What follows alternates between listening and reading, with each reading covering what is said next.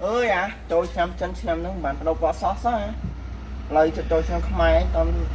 bạn đâu sót này Smok ai nè, hoặc là tập hoa snan đây này đi không ai à, oppo à, vô tập cọ luôn ai nghi sưu nè, tập đầm tí hào vậy chẳng ban phó ấy ban phó nằng thôi nhở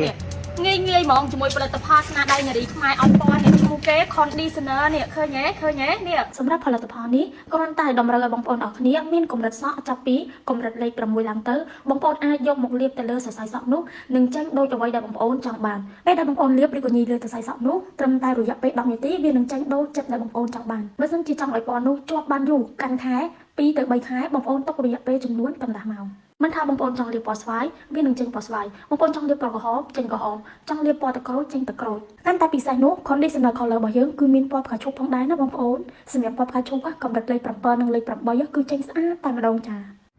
em men ta ta cho tinh tao